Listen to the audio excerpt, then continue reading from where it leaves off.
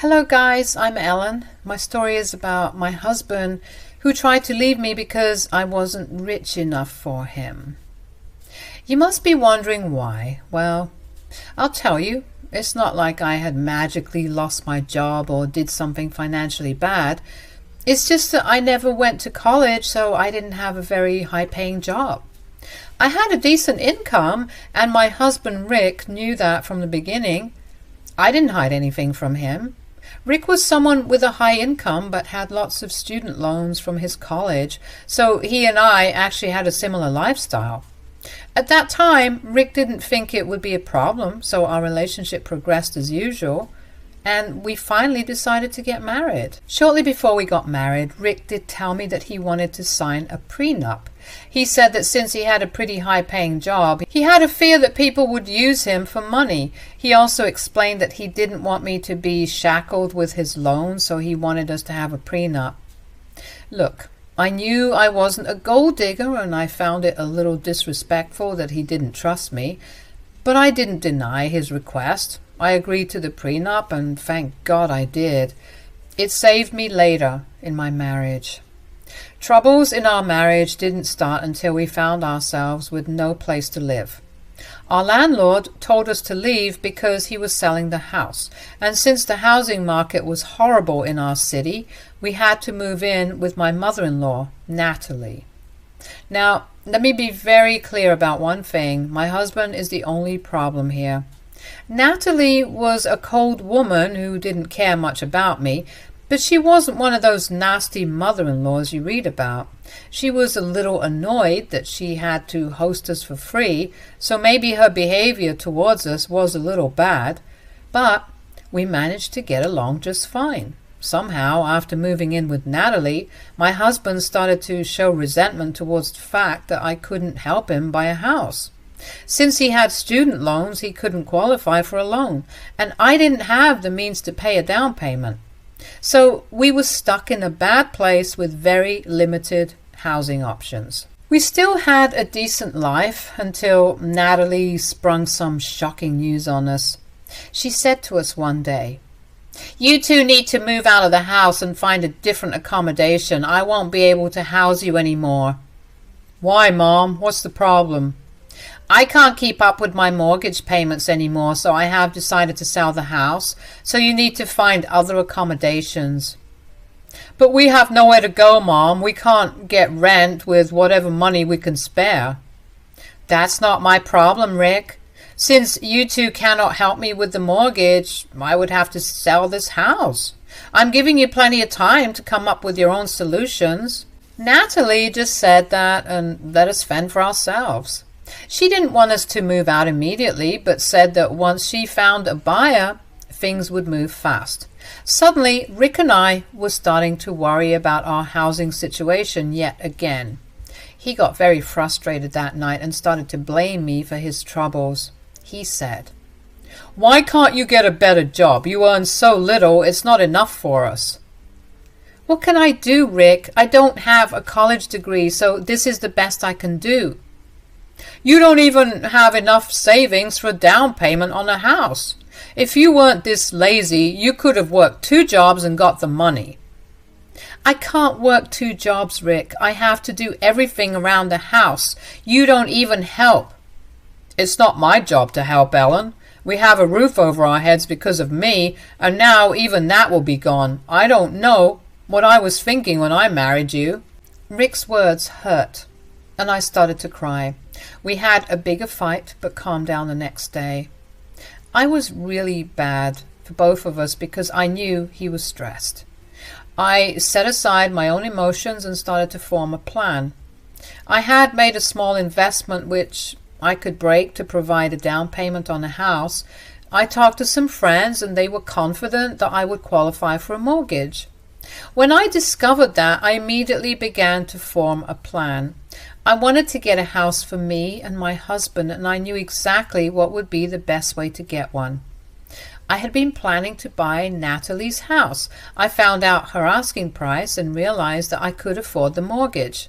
Actually, I had very little experience with these things and didn't realize that I would be able to buy a house. Once I was sure about my finances, I had to decide whether or not I should approach Natalie with an offer. When I had already made the decision, I contacted Natalie's agent and set up a meeting. I wanted it to be a surprise for my husband, so I didn't want to tell Natalie anything directly. So I met up with her and her agent at a cafe. She was really surprised to see me and said, "Hey, Ellen, what are you doing here? I'm here to see an interested buyer for my house. I didn't expect to see you here." "Yes, I know that, Natalie. I am your interested buyer, actually." "Wait, what?" "Yes, I want to buy your house." "What? You're saying that you want to buy my house?" Natalie looked at me like I had grown two heads. She had a hard time believing that I wanted to buy her house. I won't completely blame her for this reaction. My husband had always downplayed my job and complained to her that I didn't know how to save. Rick had painted a very bad picture of me to his mother. So when I told her that I would like to buy her house, she was in disbelief. I wasn't offended at all. Instead, I just calmly told her, "I have managed to save up for a down payment, and I will take a mortgage for the rest. It won't be a problem. You can also continue living here rent-free as a thank you for helping us out when we needed it." "But I don't think you can afford it. I have a hard time believing you." "Well, I have good credit score, so I can easily qualify for a loan. Rick can't do that because his debts have crippled him, so I am the only one who is in a position to buy a house. Won't you be happier if the house stays within your family?" "Yes, that is true, Eleanor. I guess it would really be better if I sold it to you." "Think about it, Natalie. You need the money and I need a house of my own.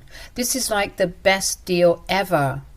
All you have to do is agree to sign everything over to me. I will take care of the rest." "Okay, let me think about it." "Sure, you do that, Natalie, but I have one request." "Can you not tell Rick about this? I want to surprise him with the house on our first anniversary."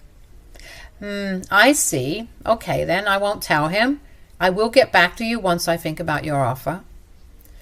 Natalie went back home while I went to work. I was really excited to buy her house because I knew Rick would love it.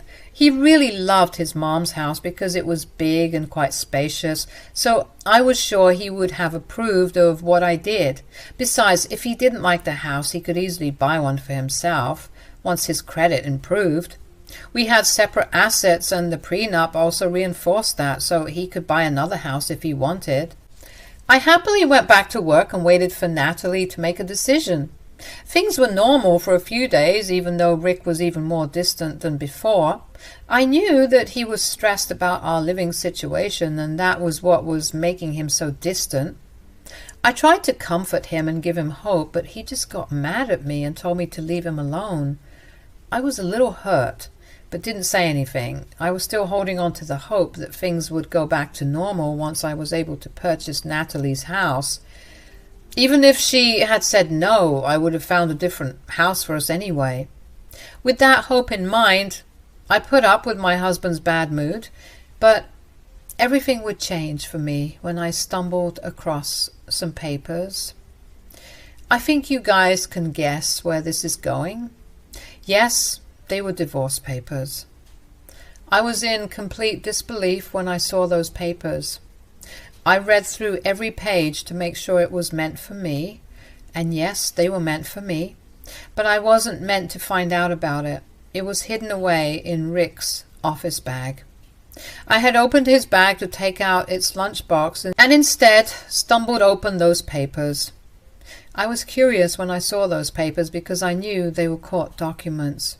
He didn't work in law, so I had no idea why he had court documents in his bag. My mind froze, and I went into shock when I realized that they were divorce papers for us. I had no idea why he was divorcing me, but I knew that I couldn't confront him right then. I never told Rick that I knew he had filed for divorce. What I did do was snoop through his phone to find out what he was up to. I suspected that he may be having an affair, so I thought checking his phone would give me some clues. I know it's wrong, but I was desperate and it was the only way. So I snooped through his phone and found texts between him and his best friend. The things my husband wrote about me were awful. He called me useless, good for nothing, lazy, and a bad wife. Why? Because I wasn't buying him a house and didn't have the money to do so. He was mad that I wasn't some rich girl he could depend on. Apparently some rich girl was flirting with him on Facebook, which made him think that he could do better. I was shocked to see those texts and immediately knew that my marriage was over. But that didn't mean I was going to leave silently. Oh no, I was going to make my husband pay for this. That day I thanked God for making me sign the prenup. It has saved me more than it saved Rick. You want to know why? Because Natalie secretly met me the next day and said that she was ready to sell the house to me. She said, "I thought about it, Eleanor. I guess you are the best option right now. I don't have much time left anyway. I can't make next month's mortgage payment, so you need to take it up as soon as possible." "Sure, Natalie. You can draw up the papers and I will get a lawyer right away. Believe me, I do not want to wait either. The anniversary is only a few weeks away, you know." "Yeah, I remember that's why I made the decision fast. I've already told my lawyer to draw the papers. It will be in your hands soon." Yes, I bought Natalie's house anyway, guys. It was a really good house and I wanted to get back at Rick for what he was planning to do. I had made some plans of my own that were going to make him regret his actions. I was breaking from the inside because the man I loved was planning to betray me in the worst way possible. But I didn't let it show. I was a little sad, but Rick didn't bother to care. I guess he had already checked out of the marriage and was enjoying the attention of the rich girl on Facebook. Anyway, I slowly stopped caring till the papers were signed for the house. After that, I simply wanted my revenge and then to get rid of my horrible husband as soon as possible. Thankfully, I was able to get the house in my name before our anniversary. On the day of our anniversary, I didn't even bother with a celebration because I didn't want to waste money on a failing marriage. I know that some of you have arranged parties and confronted their husbands publicly. It is a nice idea, but for a woman who had spent almost all her money on the down payment of a house, I wasn't looking to spend any extra. So I acted like it was a normal day, even though I had wished my husband a very happy anniversary. He had grumbled something in return and left. Now, the confrontation didn't happen until the evening when we both returned home from work. To my surprise, Natalie had invited a few family members to celebrate the day. I guess she was feeling generous after receiving money for the house, so she called a few family members and cooked some food. She generally looked a little excited for us. I was kind of touched by this, but Rick immediately got angry. He said, "What is this? What's going on?" "Oh, I just invited family so that we can celebrate your anniversary today. It is your first anniversary after all. I saw that you two didn't plan anything." "That wasn't necessary, Mom. Eleanor didn't plan anything because she never had money, and I didn't plan anything because I wasn't interested in celebrating our anniversary. This marriage has come to an end anyway." "What do you mean, Rick? Why are you saying that your marriage has come to an end?" Rick didn't bother giving his mother a reply. Instead, he turned to me and looked me dead in the eyes. I knew that this was when he would tell me that he was leaving me. And I was right. He looked at me and said, "I don't think I can be in this marriage anymore, Eleanor. I'm going to leave you forever." "Why, Rick? You can't just spring news like this upon me and not tell me why." "The reason is very simple, Eleanor. You are an absolutely useless wife to me." "Oh, really, Rick? Tell me why you think I'm useless." "You were not on my level, Eleanor. I worked such a great job and you were just an embarrassment to me. You can't even help me buy a house. I don't want to be with someone who can't help me get the things I need." "It's not my fault that your credit is bad, Rick. Why should it fall on me to get a house?" "Because we're a couple. I know you are not rich, but I thought maybe you would be able to buy me a house at least." but now I don't even think you'll qualify for a loan. I can't stay with a woman like that when I can do so much better. I will at least find a woman who has the means to have her own house. So, you're leaving me because I'm not rich enough for you, is that so? Yes, I don't care what you think, Ellen. Don't try to stop me. I won't be with you. I'm done. Very well then, Rick. If you think that and know that you can get someone better, then go ahead and leave. I will happily grant you a divorce. Good. You need to move out soon then, because this isn't your house. Mom, you need to tell her to leave and find her own place. Rick now looked at his mother, hoping she would agree to kick me out, but he hadn't expected my mother-in-law to look pale and startled. She was shaking because she knew exactly how much Rick had messed up. She was the only one who knew that I had bought her house from her exactly a week back. The papers have been finalized, and now I am the sole owner of the house. So even though Rick wanted his mother to kick me out now, she couldn't do it. Natalie remained quiet and didn't say anything at first. Then Rick kept telling her that she needed to tell me to move out. And that's when I said, I think you're barking up the wrong tree, Rick. Natalie cannot actually kick me out. Why the hell not, Ellen? This is her house, so she can kick you out. Actually, you're wrong about that, Rick. This house doesn't belong to her anymore. What do you mean? My mother is the owner of this house. Nope, she's not the owner anymore. I am the new owner of this place. What nonsense are you spewing, Ellen? This cannot be your house. It is my house, Rick. If you don't believe me, why don't you ask your mother? Mom, what nonsense is Ellen saying? Did you give her this house or something? Natalie actually looked too afraid to say anything. She remained frozen while the rest of her guests looked on. Rick was absolutely sure that the house was in no way mine, so he kept hounding his mother for an answer, and after a while Natalie meekly said, Yes, it's true. This house is hers now. What? No, that cannot be possible. Did you suddenly grow charitable and give away the house to Ellen, Mom? No, Rick. I don't need anyone's charity. I bought the house all by myself. I don't believe it. You cannot afford this house. You cannot even afford the down payment. What would you like to say to that, Natalie? You're wrong, Rick. Ellen has actually bought the house from me. We finalized the paper last week, and she was planning to surprise you today with the news, but it looks like you have ruined it. Natalie confirmed what I had told Rick, and his eyes went wide with shock. He couldn't believe that I was able to save up and buy the house. He had clearly underestimated me and was proven how wrong he was. When the realization dawned on him, he immediately understood that he had messed up. He then tried to change his tune and said, Oh, wow! That was a great surprise, Ellen. I didn't know that you were saving and planning on buying Mom's house. I can see that, Rick. Natalie's right, though. You have completely ruined my surprise. No, we can still celebrate. Celebrate what, Rick? Our divorce or your exit from my house? What are you saying, Ellen? You wanted a divorce, right? You will get it. I won't be in a marriage where my husband wants to leave me because I'm not rich. Come on, Ellen. I was mad and said some stupid things. We can talk about this and get past this. The main problem has been solved already.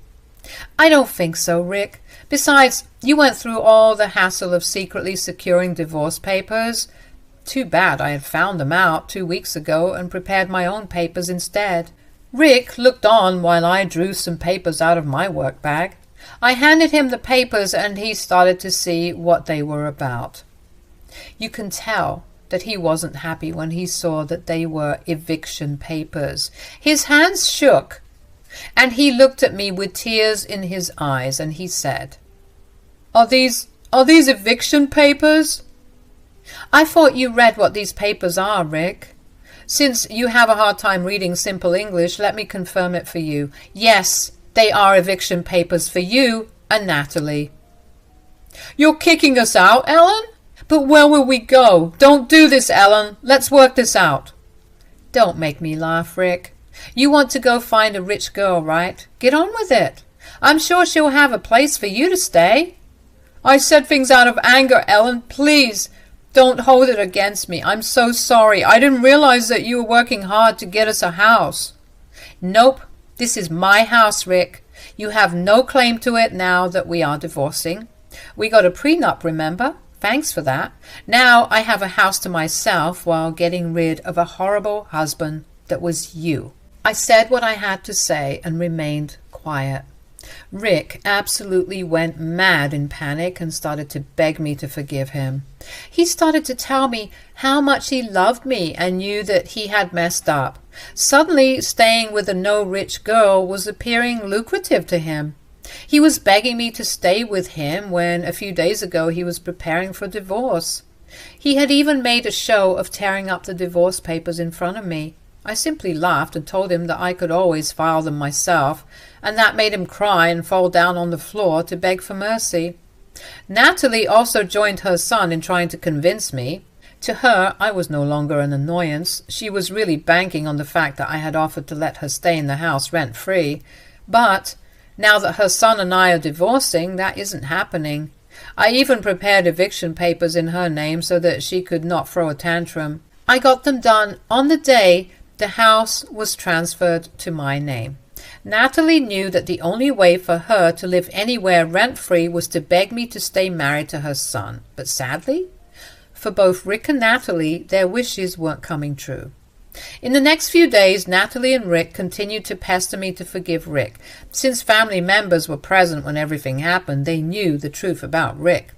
No one was willing to take them in after that. They even berated Rick for being such an evil man and left the little get-together early. Now that Rick's own family has turned their backs on him, he begged me for mercy. But he wasn't going to get any. I simply ignored them and kept reminding them that they had a month to move out. Rick and I got divorced no matter how hard he tried to stop it, and Natalie and Rick had to also move out of my house once their 1-month grace period was up. They tried their best to convince me, but I wasn't moved. Rick and I went for a mutual divorce because Rick couldn't afford to contest me in court. Since we had a prenup, the divorce was fairly smooth, and I kept the house and got no alimony. Rick kept his debts, but ended up homeless. He and his mother had to get an apartment together to save money. From what I have heard, neither of them are doing very well. I don't have any pity for Rick, but sometimes I feel bad for Natalie, who isn't as bad as him. Anyway, I have a house now and can finally live a good life without having a husband who constantly demeans me.